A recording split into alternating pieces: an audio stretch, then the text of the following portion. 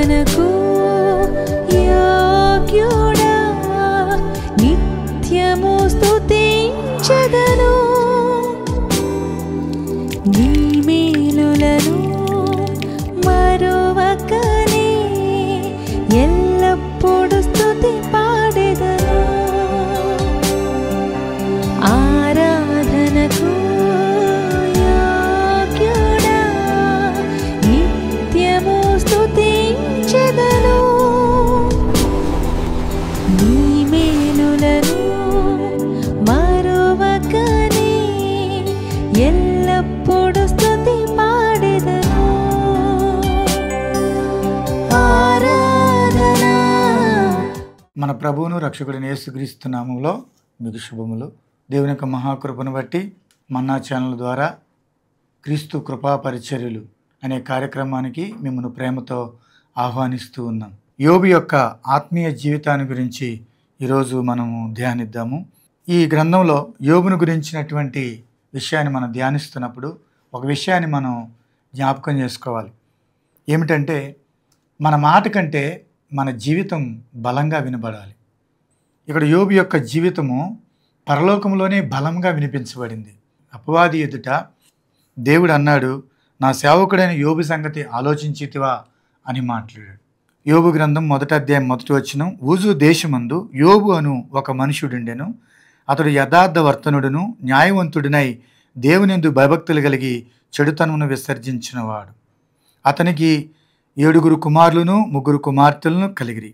అతనికి 7,000 గొర్రెలను 3,000 ఒంటెలను 500 జతల ఎడ్లను 500 ఆడుగాడిదలను కలిగి బహుమంది పనివారును అతనికి ఆస్తిగా ఉండెను. గనుక తూర్పు దిక్కు జనులందరిలో అతడే గొప్పవాడుగా ఉండెను. యోబు యొక్క ఆత్మీయ జీవితాన్ని గురించి దేవుని వాక్యాన్ని ధ్యానిద్దాం. దానికి ముందుగా ప్రార్థన చేసుకుందాం. ప్రేమగల తండ్రి, దయగలిగిన మా ప్రభువా, ఈ సమయంలో యోబు యొక్క ఆత్మీయ జీవితాన్ని గురించి యోబు గ్రంథంలో మేము ధ్యానిస్తూ ఉండగా మా అందరితో మాట్లాడండి. నీ వాక్యము మా జీవితాలను ప్రభావితం చేసేది. నీ వాక్యము ప్రభువా మా జీవితంలో సరిదిద్దేది. నీ వాక్యము మా పాదములకు దీపము లాంటిది. నీ వాక్యము మాకు బోధించండి, నేర్పించండి, అర్థమైనట్లుగా సహాయం దయచేయమని పరిశుద్ధాత్మదేవ, నీ వాక్యం వింటున్న ప్రతి ఒక్కరిని మీరు జ్ఞాపకం చేసుకొని నీ వాక్యం ద్వారా వారిని బలపరిచి నీ వాక్యం అనే అర్థంలో మా జీవితాలను సరిదిద్దుకొనుటకు నీ యొక్క ఆధ్యాత్మిక విషయాలను మాకు బోధించి నేర్పించమని యేసు నామములో అడిగి వేడుకొంచున్నాము తండ్రి, ఆమేన్. మొట్టమొదటిగా యోబుని గురించి మనం ధ్యానిస్తే, యోబు యథార్థవంతుడు, న్యాయవంతుడు, దేవునియందు భయభక్తులు కలిగి చెడుతను విసర్జించిన వాడని వ్రాయబడి ఉన్నది. అతని యొక్క జీవితము పరలోకంలోనే బలంగా వినిపించబడింది. 1వ అధ్యాయము దేవుడు అపవాదితో అన్న మాటను మనం గమనిస్తే, 1వ అధ్యాయం 6వ వచనంలో, దేవదూతలు యెహోవా సన్నిధి నిలుచుటకై వచ్చిన దినం ఒకటి తటస్థించను. ఆ దినమున అపవాదియగు వాడు వారితో కలిసి వచ్చును. యెహోవా, నువ్వు ఎక్కడి నుండి వచ్చితివని వారిని అడుగగా, అపవాది, భూమి మీద ఇటు అటు తిరుగులాడుచు అందులో సంచరించుచూ వచ్చితనని యెహోవాకు ప్రత్యుత్తరమిచ్చెను. 8వ వచనం, అందుకు యెహోవా, నీవు నా సేవకుడైన యోబు సంగతి ఆలోచించితివా? అతడు యథార్థవర్తనుడును న్యాయవంతుడినై దేవునియందు భయభక్తులు కలిగి చెడుతనమును విసర్జించినవాడు. భూమి మీద అతని వంటి వాడు ఎవడునూ లేడు. యోబు గ్రంథం 1వ అధ్యాయం 8వ వచనంలో భూమి మీద యోబు యొక్క జీవితము పరలోకంలోనే వినిపించబడింది. దేవదూతల ఎదుటను అపవాది ఎదుటను యోబు యొక్క జీవితము, భూమి మీద తాను జీవించిన జీవితము పరలోకంలోనే బలంగా వినిపించబడింది. మన మాట కంటే మన జీవితము బలంగా వినిపించబడాలి. ప్రియమైన సహోదరి సహోదరుడు, యోబు యొక్క జీవితాన్ని గురించి, ఆత్మీయ జీవితాన్ని గురించి మనం ఒకసారి బైబిల్లో మనం యోబు గ్రంథంలో ధ్యానించినట్లయితే కొన్ని విషయాలు ఉన్నాయి, ప్రాముఖ్యమైన విషయాలు. మొట్టమొదటిది యోబు యొక్క విశ్వాసము. యోబు గ్రంథం 1వ అధ్యాయము 8వ వచనంలో చూసినట్లయితే దేవుడు అన్నాడు, నా యందు దేవుని యందు భయభక్తులు కలిగి చెడుతనమును విసర్జించిన వాడని దేవుడు అక్కడ అపవాదితో చెప్పాడు. యోబు ఎవరంటే దేవుని యందు భయభక్తులు కలిగి చెడుతనమును విసర్జించిన వాడు. విశ్వాసము, దేవుని యందు విశ్వాసము కలిగి ఉన్నాడు కాబట్టి తాను దేవుని యందు భయభక్తులు కలిగి జీవించగలిగాడు. తన జీవితంలో దేవునికి ఎంతో నమ్మకంగా జీవించాడు. ఒకానొక సమయంలో సమస్తాన్ని కోల్పోయినా దేవుని పట్ల విశ్వాసాన్ని కాపాడుకున్నాడు. తన జీవితంలో అనుకోని రీతిగా పరిస్థితులన్నీ తారుమారైనాయి. అతడు తన కుమారులను, తన సంతానమును, తన ఆస్తిని, సమస్తాన్ని పోగొట్టుకున్నాడు. కానీ దేవుని విషయంలో ఒక్క మాట కూడా తను అనలేదు. అక్కడే తన విశ్వాసాన్ని మనము చూడగలం. మొదటి అధ్యాయం 21వ వచనం, నేను నా తల్లి గర్భంలో నుండి దిగంబరినై వచ్చి తిని దిగంబరిని అక్కడికి తిరిగి వెళ్ళెదను. యెహోవా ఇచ్చెను, యెహోవా తీసుకుని పోయెను, యెహోవా నామమునకు స్తుతి కలుగును గాక. యోబు గ్రంథం మొదటి అధ్యాయం 22వ వచనం, ఈ సంగతులలో ఏ విషయం అందునో యోబు ఏ పాపమును చేయలేదు, దేవుడు అన్యాయము చేసినని చెప్పలేదు. సమస్తాన్ని కోల్పోయినప్పటికీ దేవుణ్ణి ఒక్క మాట కూడా అనలేదు, ఏ పాపము చేయలేదని చూస్తున్నాం. అంటే దేవుని పట్ల తనకున్న విశ్వాసాన్ని కాపాడుకున్నాడు. ఒకానొక సమయంలో తన భార్య అంది, దేవుడు ఏం చేశాడు, మన జీవితంలో మనం సమస్తాన్ని కోల్పోయాము, ఆస్తి పోయింది, సంతానం పోగొట్టుకున్నాము, ఆస్తిని పోగొట్టుకున్నాము, ఎందుకు ఇంకా భక్తి చేస్తావు, దేవుని దూషించి చావరాదా అని యోబు భార్య యోబును ప్రేరేపించింది. యోబు గ్రంథం 2వ అధ్యాయం 9వ వచనం, అతని భార్య వచ్చి, నీవు ఇంకొన యథార్థతను వదులుకుందువా, దేవుని దూషించి మరణము కమ్మెను, అందుకు అతడు మూర్ఖురాలు మాట్లాడినట్లు నువ్వు మాట్లాడుచున్నావు, మనము దేవుని వలన మేలే అనుభవించుదుమా, కీడును మనం అనుభవించ తగదా అనెను. ఈ సంగతుల్లో ఏ విషయం అందునో యోబు నోటి మాటతోనైనను పాపము చేయలేదు. అక్కడ దేవుడు అన్యాయం చేసినని చెప్పలేదు. ఒకటి ఇక్కడ నోటి మాటతో కూడా భార్య బయటపడిపోయింది. అన్నీ ఉంటే భక్తి, అన్నీ లేకపోతే ఏదన్నా పరిస్థితులు తారుమారిపోతే మనం దేవుణ్ణి నిందిస్తాము, దేవుణ్ణి ఎన్నో రకాలుగా మాట్లాడతాం. కానీ యోబు ఒక్క మాట కూడా మాట్లాడలేదు. దేవుడు అన్యాయం చేశాడని చెప్పలేదు, తన నోటి మాటతో కూడా ఏ పాపము చేయలేదు. తన యొక్క విశ్వాసం, సమస్తాన్ని పోగొట్టుకున్న దేవుని పట్ల తనకు కలిగి ఉన్నటువంటి విశ్వాసాన్ని మనం చూస్తున్నాం. విశ్వాసాన్ని కాపాడుకున్నాడు. దేవుని మీద ఒక్క నింద కూడా, దేవుని ఒక్క మాట కూడా అనలేదు, దేవుని మీద ఒక్క నింద కూడా తను వేయలేదు. ఏంటి ప్రభువా నన్ను ఇలా చేసా అలా చేసా అనలేదు. చూడండి, తనకు ఉన్నటువంటి యోబు యొక్క విశ్వాసాన్ని ఈ పరిస్థితుల్లో మనం గమనిస్తూ ఉన్నాం.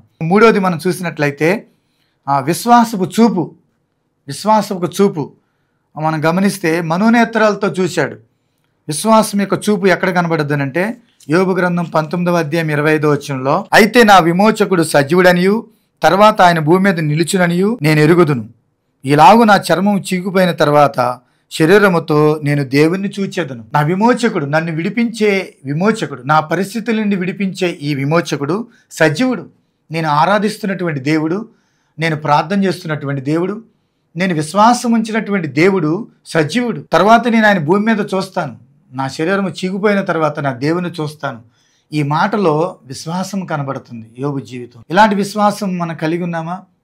మరణం తర్వాత నేను నా జీవితాన్ని చూడగలను, మరణం తర్వాత నా దేవుని నేను చూడగలను అనే విశ్వాసం నీకుందా? నా విమోచకుడు నా ఈ పరిస్థితుల నుంచి కూడా దేవుడు నన్ను విడిపించగలడనే విశ్వాసం నీకుందా? యోబు విశ్వాసపు చూపుతో, మనోనేత్రాలతో తను చూస్తూ ఉన్నాడు. 29వ అధ్యాయం 5వ వచనంలో కూడా యోబు యొక్క విశ్వాసము ఈ వచనంలో కనబడుతుంది.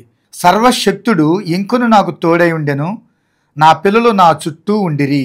నా జీవితంలో సమస్తము కోల్పోయినా దేవుడు నాకు తోడై ఉన్నాడు. నా భార్య నన్ను విడిచిపెట్టింది, నా ఊపిరి నా భార్యకు అసహ్యమని ఇదే గ్రంథంలో యోబు చెప్తాడు. అందరూ నన్ను విడిచిపెట్టేశారు, అందరూ నన్ను వదిలిపెట్టేశారు, కానీ నా దేవుడు నన్ను విడిచిపెట్టలేదు. నా దేవుడు ఇంకొను నాకు తోడై ఉన్నాడు. ఇంకా నేను శ్రమల గుండా వెళ్తున్నా, కష్టాల గుండా వెళ్తున్నా, శారీరక మానసిక పరిస్థితుల గుండా నేను వెళ్తున్నా, అవమానాల గుండా నిందల గుండా వెళ్తున్నా, అందరూ నన్ను చూసి నన్ను అసహించుకుంటున్నా, నాకు నేనుగా గుర్తుపట్టలేని పరిస్థితిలో నేను ఉన్నా, నా దేవుడు నన్ను విడిచిపెట్టలేదు, నా దేవుడు నాకు తోడై ఉన్నాడని యోబు ఇక వచనాల్లో మాట్లాడుతున్నా. నా దేవుడు నన్ను విడిచిపెట్టలేదు. ఇక్కడ విశ్వాసం కనబడుతుంది. తర్వాత నా పిల్లలు నా చుట్టూ ఉండిరి. పిల్లలు ఎక్కడున్నారు? మొదటి అధ్యాయంలోనే పిల్లలు అక్కడ వచ్చిన ఒక ప్రమాదం ద్వారా వారు మొత్తం చనిపోయినట్టుగా మనం చూస్తాం. అక్కడ చూడండి 19వ వచనం, మొదటి అధ్యాయం 19వ వచనం, గొప్ప సుడిగాలి అరణ్యము మార్గమునకు వచ్చి ఆ ఇంటి నలుమూలలో కొట్టగా అది యవనుల మీద పడినందున వారు చనిపోయేది. దాన్ని నీకు తెలియజేయుటకు నేను ఒక్కడిని తప్పించుకొని వచ్చి ఉన్నానని. నీ పిల్లలందరూ సుడిగాలి వచ్చి ఆ ఇంటిని కొట్టగా ఆ ఇల్లు కూలిపోయి అందరూ చనిపోయారు నీ పిల్లలందరూ అని చెప్పినప్పుడు, తర్వాత శత్రువులు వచ్చి నీ ఆస్తిని దోచుకుని వెళ్ళిపోయారు, గొర్రెలు పశు సంపద అంతా తీసుకుని వెళ్ళిపోయారని చెప్పినప్పుడు ఒక్కొక్క వార్త చెబుతూ ఉంటే, కొన్నిసార్లు చూడండి శ్రమలో వెంబడి శ్రమలు వస్తూ ఉంటాయి. అప్పుడే ఏదో ఒక పరిస్థితి వస్తూ ఉంటుంది. అలాంటి సమయంలోనే దేవుని పట్ల నీకున్న విశ్వాసాన్ని నువ్వు కాపాడుకోవాలి. ఇక్కడ చూడండి, అందరూ చనిపోయారు, అయినా యోబు ఒక్క మాట కూడా అనలేదు. తన కళ్ళ ముందే 10 మంది శవాలు అక్కడ పరిచి ఉంటే ఒక్క మాట కూడా మాట్లాడలేదంటే చూడండి ఎంత గొప్ప విశ్వాసము. దేవుని పట్ల తను కలిగి ఉన్న భక్తిని చూడండి. ప్రియమైన సహోదరి సహోదరుడా, చూడండి అలాంటి పరిస్థితుల్లో కూడా దేవుని ఒక్క మాట కూడా అనలేదు. మనం ఏదన్నా మనం అనుకున్నది జరగకపోతే, దేవుడు అడిగింది ఇవ్వకపోతేనే దేవుని ఎన్ని అంటామో, దేవుడు నా ప్రార్థన వినలేదు, ఇంత చేసిన దేవుడు నేను దేవుడిని అడిగిన దేవుడు నాకు సహాయం చేయట్లేదని మనం అంటాం. కానీ యోబు ఒక్క మాట కూడా మాట్లాడలేదు. తన విశ్వాసాన్ని మనము ఇక్కడ చూడగలం. నా పిల్లలు నా చుట్టూ ఉండిరి. ఎక్కడున్నారు? పిల్లలు లేరు కదా, మొదటి అధ్యాయంలోనే పిల్లలు చనిపోయారు కదా, ఎక్కడున్నారు అంటే మనోనేత్రాలతో చూస్తున్నాడు. అక్కడ యోబు గ్రంథము 29వ అధ్యాయము 5వ వచనంలో నా పిల్లలు నా చుట్టూ ఉండిరి. మనోనేత్రాలతో చూస్తున్నాడు. ఒకవేళ నేను కోల్పోయినా తిరిగి దేవుడు నాకు ఇస్తాడు. నేను ఏదైతే కోల్పోయినో, పశు సంపదనే కోల్పోని, బిడ్డలను కోల్పోయినా తిరిగి దేవుడు నాకు ఇస్తాడు అనేటువంటి విశ్వాసము మనోనేత్రాలతో చూచాడు. విశ్వాసంతో నిరీక్షించాడు. నిజంగానే దేవుడు పోగొట్టుకున్న తిరిగి ఇచ్చాడు, రెండింతలుగా ఆశీర్వదించాడు. మరలా దేవుడు బిడ్డల్ని ఇచ్చాడు. ఏదైతే కోల్పోయాడో, ఏదైతే పోగొట్టుకున్నాడో తిరిగి రెండింతలుగా సంపాదించుకున్నాడు. కాబట్టి ప్రియమైన సహోదరుడి సహోదరుడా, నీ విశ్వాసం ఎలా ఉంది? యోబు లాంటి పరిస్థితులు గుండా, శ్రమల గుండా నువ్వు వెళ్తున్నావా? అయితే నీ విశ్వాసాన్ని నువ్వు కాపాడుకుంటున్నావా? దేనైనా పోగొట్టుకో, కానీ దేవుని పట్ల ఉన్న విశ్వాసాన్ని కాపాడుకో. ఏదైతే పోగొట్టుకున్నాను అనుకున్నావో తిరిగి దాన్ని నువ్వు సంపాదించుకుంటావు. ఇది మొదటి విషయము. యోబు యొక్క విశ్వాసాన్ని గురించి మనం చూస్తున్నాం. ఇక్కడ యోబు లేనిది ఉన్నట్టుగా పలికాడు. దేవుడు కూడా లేనిది ఉన్నట్టుగా పలికాడుగా. ఆనాడు అబ్రాహాంకి పిల్లలు ఇవ్వక మునిపే అబ్రాహాం దగ్గరికి వచ్చి, నేను నీకు మరుసటి సంవత్సరానికి కుమారుని ఇస్తాను, ఆ కుమారుడికి ఇస్సాకని నువ్వు పేరు పెట్టాలి అని చెప్పాడు. ఇవ్వక మునిపే కుమారుని ఇస్తానని చెప్పాడు, పేరు పెట్టాలి, ఆ పేరు ఇస్సాకని పెట్టాలని చెప్పాడు. దేవుడు లేనిది ఉన్నట్టుగా అక్కడ పలికాడు. అలాగే ఇక్కడ యోబు కూడా లేనిది ఉన్నట్టుగా పలికినట్టుగా మనము చూస్తూ ఉన్నాం. విశ్వాసం అంటే అదే. జోబులో డబ్బులు ఉండి విశ్వాసం కలిగి ఉండటం గొప్ప కాదు. ఏమీ లేని పరిస్థితుల్లో కూడా విశ్వాసం కలిగి ఉండటం, దేవుడు నాకు ఇస్తాడు అనే విశ్వాసం కలిగి ఉండటం, అది గొప్ప విషయం. ఇదే విషయము అబ్రహాం జీవితంలో కూడా చూడగలము. అబ్రహాం కూడా తన కుమారుని బలిగా ఇవ్వడానికి తీసుకుని వెళ్ళినప్పుడు పనివారితో అన్నాడు, మీరు ఇక్కడనే ఉండండి కొండ దగ్గర, కొండ కింద, నేను నా కుమారుడు వెళ్ళి మోరియా పర్వతం మీదకి వెళ్ళి దేవునికి మొక్కి మరలా తిరిగి వస్తామని చెప్పాడు. వచ్చేది ఒక్కడే రావాలి, తన కుమారుని దహన బలిగా ఇచ్చి, కానీ వస్తాము అంటే నా కుమారుని దహన బలిగా అర్పించిన బూడిదలో నుంచి కూడా నా కుమారుని బ్రతికించగలడు. ఎందుకంటే దేవుడు నాకు వాగ్దానం ఇచ్చాడు, నీ కుమారుని ఇస్తాను, నీ కుమారుని ద్వారా నీ సంతానాన్ని ఆకాశ నక్షత్రాలు విస్తరింపజేస్తానని చెప్పాడు. కాబట్టి దేవుడు వాగ్దానం పట్ల నమ్మకమైన వాడు ఉన్నాడని అబ్రహాం విశ్వాసం ఉంచాడు. నీ జీవితంలో మనోనేత్రాలతో చూడు, విశ్వాసముతో చూడు, విశ్వాసముతో పలుకు, దేవుని కార్యాలు నీ జీవితంలో చూడగలవు. రాజుల గ్రంథంలో మనం చూసినట్లయితే సిరియా దండు ఎలీషా మీదకి వచ్చింది. ఎలీషాను ఒక దైవజనుడు అన్నాడు, రాజు సైన్యాన్ని పంపించాడు. మన యొక్క సమాచారం అంతా పలానా దైవజనుడు చెప్తున్నాడంట ఇశ్రాయేల్ రాజుకి, అందుకని మనం ఇశ్రాయేల్ రాజును అతని సైన్యాన్ని జయించలేకపోతున్నాం, అతని తీసుకుని రండి అన్నట్టుగా పంపించాడు సైన్యాన్ని. పంపిస్తే ఆ సైన్యాన్ని చూసినటువంటి ఎలీషా పనివాడు భయపడిపోయి, అయా ఆ సిరియా దండు మనం చుట్టుముట్టేసింది అని అంటే, నువ్వు భయపడవాకు, వారికున్న సైన్యం కంటే మనకున్న సైన్యము గొప్పది అని అక్కడ చెప్పాడు. ఒకసారి రాజుల 2వ గ్రంథము 6వ అధ్యాయము 17వ వచనం, యెహోవా వీడు చూచినట్లు దయచేసి వీని కండ్లు తెరవమని ఎలీషా ప్రార్థన చేయగా యెహోవా ఆ పనివాని కండ్లు తెరచేసిన గనుక వాడు ఎలీషా చుట్టూ పర్వత అగ్ని గుర్రముల చేత రథముల చేత నిన్నుట చూచెను. ఇక్కడ 6వ అధ్యాయం, రాజుల 2వ గ్రంథం 6వ అధ్యాయం 16వ వచనంలో దైవజనుడైన ఎలీషా ఒక విశ్వాస మాట చెప్పాడు. ఏమిటంటే 16వ వచనం, అతడు భయపడవద్దు, మన పక్షమున ఉన్నవారు వారికంటే అధికులై ఉన్నారని చెప్పి యెహోవా వీడు చూచినట్లు దయచేసి వీని కండ్లు తెరవమని ఎలీషా ప్రార్థన చేయగా యెహోవా పనివాని కండ్లు తెరవజేసెను గనుక వాడు ఎలీషా చుట్టూ పర్వతపు అగ్ని గుర్రముల చేత రథముల చేత నిండినుట చూచెను. చూడండి, మనోనేత్రాలు ఎలీషాకు ఉన్నాయి. ఇదిగో వారి వారి వారి సైన్యం కంటే మన సైన్యం అధికమైంది. వారి సిరియా దండు కలిగి ఉన్నటువంటి సైన్యము, ఆ గుర్రములు, ఆ రథములు, అవి మాంస సంబంధమైనటువంటి అండ, మనకున్నటువంటి అండ అది ఆత్మ సంబంధమైంది, కాలిస్తే కాలిపోయేది కాదు. నువ్వు భయపడబాకు. కాబట్టి వారి పక్షమున ఉన్నవారి కంటే మన పక్షమున ఉన్నవారు అధికులు. చూడండి ఎంత గొప్ప విశ్వాసము. నీ జీవితాల్లో కూడా పరిస్థితులన్నీ చుట్టుముట్టేయచ్చు, నువ్వు బయటికి రాలేని పరిస్థితుల్లో బంధించబడి ఉండొచ్చు. కానీ విశ్వాసము కలిగి ఉంటున్నావా? నువ్వు విశ్వాసము కలిగి ఉంటే ఖచ్చితంగా దేవుడు నిన్ను, అవసరమైతే నీకు పైనుండి దేవుడు నీకు సహాయం చేయగలడు. కాబట్టి దేవుని దగ్గర అనేకమైన మార్గాలు ఉన్నాయి. విశ్వాసము కలిగి ఉండి, యోబు యొక్క కలిగి ఉన్న విశ్వాసము నీవు కూడా కలిగి ఉండాలని దేవుడు చెప్తూ ఉన్నాడు. కాబట్టి ఈ విశ్వాసము ద్వారా యోబు దేవుని యొక్క అద్భుత కార్యములు చూడగలిగాడు. యోబు గ్రంథం 31వ అధ్యాయము 24వ వచనంలో, సువర్ణమును నాకు ఆధారము చేసుకుని ఎడల నా ఆశ్రయం నీవే అని మేలిమి బంగారుతో నేను చెప్పిన ఎడలను, నా ఆస్తి గొప్పదని కానీ నా చేతికి విస్తారమైన సొత్తు దొరికినని కానీ నేను సంతోషించే ఎడలను పరమునున్న దేవుని దృష్టికి నేను వేషధారణ అగుదును అన్నాడు.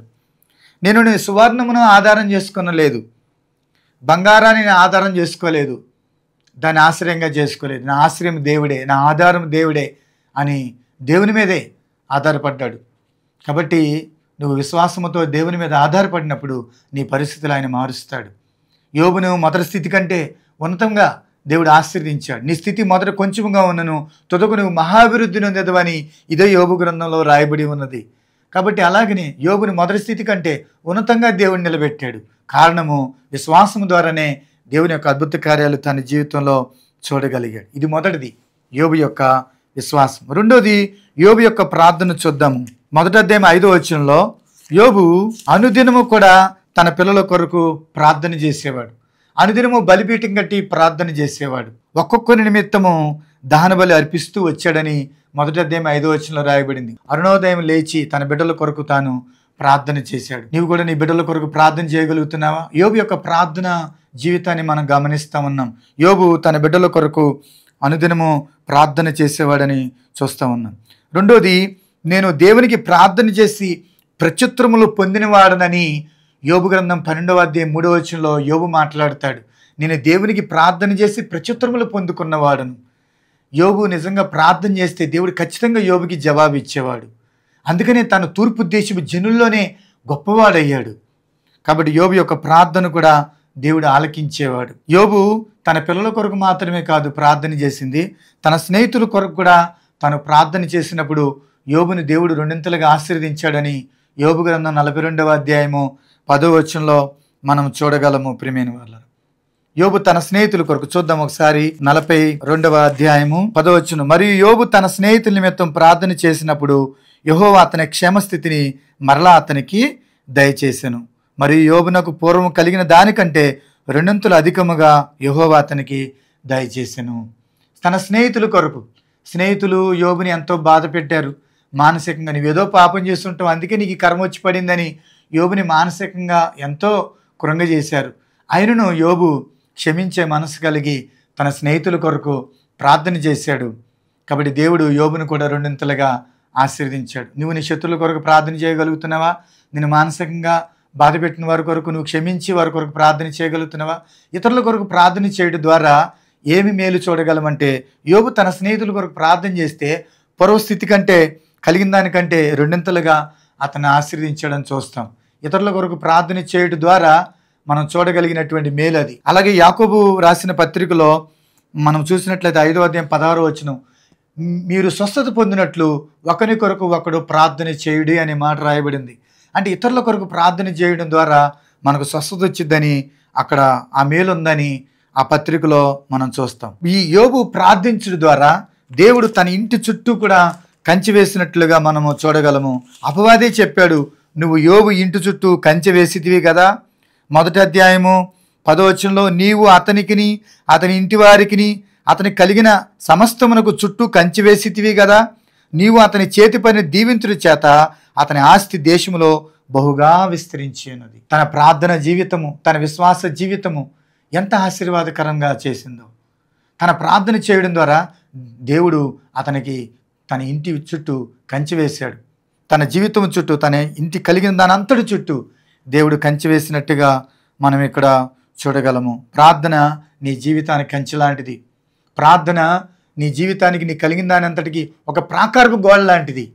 ఈరోజు ఆ ప్రార్థన జీవితాన్ని మనం కలిగి ఉండాలని దేవుడి వాక్యం ద్వారా మనతో మాట్లాడుతున్నాడు. మూడోది మనం గమనించినట్లయితే యోబు యొక్క పరిశుద్ధ జీవితం. ఇవన్నీ కూడా మనము యోబు యొక్క ఆత్మీయ జీవితంలో చూస్తున్నాము. యోబు యొక్క ఆత్మీయ జీవితం అనే అంశంలో యోబు యొక్క విశ్వాసము, యోబు యొక్క ప్రార్థన, యోబు యొక్క పరిశుద్ధ జీవితాన్ని చూడగలుగుతున్నాం. యోబు గ్రంథము 27వ అధ్యాయము 6వ వచనం, నా నీతిని విడవక గట్టిగా పట్టుకొందును, నా ప్రవర్తన అంతటి విషయంలో నా హృదయము నన్ను నిందింపదు. యోబు యొక్క పరిశుద్ధ జీవితం చూడండి. యోబు ఎంతో పరిశుద్ధంగా జీవించాడు, ఎంతో యథార్థంగా జీవించాడు, ఎంతో పవిత్రంగా జీవించాడు. ఎంత పవిత్రంగా జీవించాడంటే తన మనస్సాక్షి తన మీద నేరారోపణ మోపనంతగా జీవించాడు. తన హృదయం తన మీద దోషారోపణ చేయకుండా, ఏ విషయాల్లో దోషారోపణ చేసినా, ఏ విషయాల్లో నేరారోపణ మోపినా వాటన్నిటిలో సరిదిద్దుకుంటూ తాను చక్కగా జీవించినట్లుగా, పరిశుద్ధంగా జీవించినట్లుగా మనం ఇక్కడ చూస్తున్నాం. ఇదే 6వ అధ్యాయము 24వ వచనంలో, నాకు ఉపదేశము చేయుడి, నేను మౌననై ఉండేదను, ఏ విషయమందు నేను తప్పిపోతునో అది నాకు తెలియజేయుడి. చూడండి, మీరు చెప్పిన ఏదైనా తప్పిపోయిన విషయం చెబితే నేను సరిదిద్దుకుంటాను చెప్పండి అన్నట్టుగా యోబు మాట్లాడాడు. చూడండి ఎంత తగ్గింపు మనసు ఉందో. ఈరోజు ఒక మాట అంటేనే నువ్వు పడలేకపోతున్నావు, ఉన్నది ఉన్నట్టు మాట్లాడితేనే ఉరికి పడుతున్నావు. ఈరోజు అయ్యగారు వాక్యం చెబుతుంటే, పాస్ గారు వాక్యం చెబుతుంటే, అయ్యగారు నా గురించి వాక్యం చెప్పాడని మందిరం రాకుండా అలుగుతున్నాం. ఎంత విచారకరం. నీ మేలు కోరే కదా ఆ మాట చెప్పింది. దేవుడు నీతో మాట్లాడుతున్నాడు. దేవుడు తన సేవకు, మాట్లాడువారు మీరు కాదు, మీ తండ్రి ఆత్మ మీలో నుండి మాట్లాడని దేవుడు చెప్పాడు. మాట్లాడేది దేవుడు. దేవుడు తన సేవకుడి ద్వారా మాట్లాడుతున్నప్పుడు నీ హృదయంలో తీసుకుంటే ఆ మాటలు ఎంత ధన్యత, ఎంత మేలు జరిగిద్ది. చూడండి, అలాంటి మనసు యోబు మాత్రమే కాదు, యేసుప్రభు వారు కూడా అలాంటి మనసు కలిగి ఉన్నాడు. యోహాను సువార్త 18వ అధ్యాయము 23వ వచనం, అందుకు యేసు, నేను కాని మాట ఆడిని ఎడల ఆ కాని మాట ఏదో చెప్పుము, మంచి మాట ఆడిని ఎడల నన్నేలా కొట్టుచున్నావని.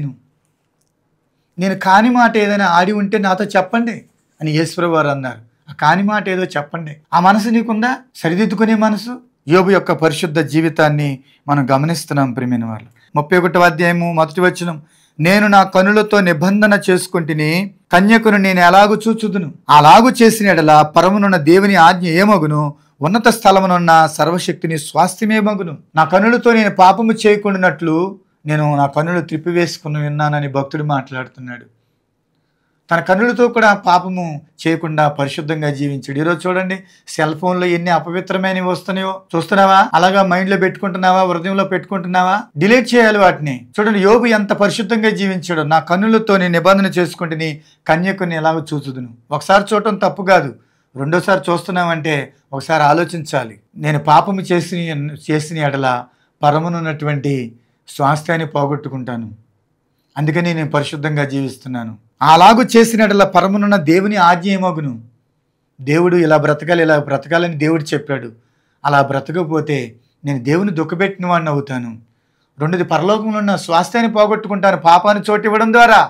కాబట్టి నేను ఎన్నడూ పాపానికి చోటు ఇవ్వలేదు, కనులకు చోటు ఇవ్వలేదు, నోటికి కూడా చోటు ఇవ్వలేదు అని అంటాడు అక్కడ 31వ అధ్యాయము 30వ వచనంలో, నేను అలాగూ చేయలేదు, అతని ప్రాణము నేను శపించలేదు, పాపము చేయుటకు నా నోటికి నేను చోటు ఇయ్యనే లేదు. కన్నులకు కానీ నోటికి కానీ తాను చోటు ఇవ్వలేదు. ప్రియమైన వల్ల ఎంత పరిశుద్ధంగా జీవించాడో, పరిశుద్ధంగా జీవించగలుగుతున్నాడు కాబట్టే ధైర్యంగా నేను నా దేవుడిని ఎదుర్కోగలను, సమృద్ధిగా నేను పరలోకానికి ప్రవేశించగలను అని తాను చెప్పగలుగుతున్నాడు. రాజమార్గంలో వెళ్తున్నా నేను, రాజు వలె నేను ఆయన కలుసుకుంటానని చెప్తున్నాడు. పరిశుద్ధ జీవితం మనం కలిగి ఉంటేనే ఆ మాట మనం చెప్పగలం, ఆ శక్తి సామర్థ్యాలు ఉంటాయి. కాబట్టి యోబు యొక్క పరిశుద్ధ జీవితం మనము గమనించగలుగుతున్నాం ప్రియమైన వాళ్ళరా. 27వ అధ్యాయం 6వ వచనం ఒకసారి చూద్దాము. నా నీతిని విడవక గట్టిగా పట్టుకుందును, నా ప్రవర్తన అంతటి విషయంలో నా హృదయం నన్ను నిందింపదు. అతని యొక్క పరిశుద్ధ జీవితాన్ని మనం గమనిస్తున్నాం. ఇంకోటి 29వ అధ్యాయము 14వ వచనంలో, నీతిని వస్త్రముగా ధరించి ఉన్నానని అక్కడ యోబు మాట్లాడుతున్నాడు. కాబట్టి పరిశుద్ధత లేకుండా ఎవడు ప్రభుని చూడలేడు. కాబట్టి యోబు యొక్క పరిశుద్ధతను నువ్వు కలిగి ఉంటే నువ్వు కూడా యోబులాగా ధైర్యంగా ప్రభుని ఎదుర్కొనే శక్తి మనకు ఉంటుంది ప్రియమైన వాళ్ళ. నీతిమంతుల పట్టిలో యోబు యొక్క పేరు కూడా ఉంది. చూడండి, యెహెజ్కేలు గ్రంథం 14వ అధ్యాయం 14వ వచనం, నోహును, దానియేలును, యోబును ఈ ముగ్గురు అట్టి దేశములో ఉండినను వారు తమ నీతి చేత తమను మాత్రమే రక్షించుకొందురు, ఇదే యెహోవా వాక్కు. నీతిమంతుల పట్టిలో, నీతిమంతుల జాబితాలో నోహు పేరుంది, దానియేలు పేరుంది, యోబును కూడా అక్కడ దేవుడు ప్రస్తావించాడు. కాబట్టి ప్రియమైన సహోదరుడు సహోదరి, యోబు యొక్క మనసు నువ్వు కలిగి ఉండాలని దేవుడు ఈ వాక్యం ద్వారా నీతో మాట్లాడుతున్నాడు. ఇది యోబు యొక్క పరిశుద్ధ జీవితం. అలాగే యోబు యొక్క సహనమును మనం చూద్దాము. దేవుని విషయంలో సహనం ఉంది, భక్తి విషయంలో సహనం ఉంది. భక్తిని జారగొట్టుకోలేదు. పరిస్థితులు ప్రతికూలంగా మారిన భక్తిని జారగొట్టుకోలేదు, భక్తిని విడిచిపెట్టలేదు, దేవుని మీద అలగలేదు. దేవుని పట్ల ప్రగాఢమైన విశ్వాసం కలిగి జీవించాడు. అదే మనం ఏదైనా పరిస్థితులు తారుమారైతే సహనాన్ని కోల్పోతాం, దేవుని నిందిస్తాం, దేవుని మీద అలుగుతాం, దేవుని సన్నిధిని నిర్లక్ష్య పెడతాం, ప్రార్థన నిర్లక్ష్య పెడతాం. దేవుడు నా జీవితంలో ఏ మేలు చేశాడని నేను ప్రార్థన చేశాను, ఏ మేలు చేశాడని నేను మందిరానికి వెళ్ళాను అని ప్రియమైన దేవుని మీద అలిగి మనం నిర్లక్ష్యంగా ఉంటాం. ప్రియమైన సహోదరు సహోదరి, యోబుని గురించి యాకోబు రాసిన పత్రికలో ఒక మాట వ్రాయబడి ఉంటుంది. 5వ అధ్యాయము 11వ వచనంలో, సహించిన వారిని ధన్యులను కొనుచున్నాము కదా, మీరు యోబు యొక్క సహనం గూర్చి వింటిరి, ఆయన ఎంతో జాలియు కనికరము గలవాడని మీరు తెలుసుకొని ఉన్నారు.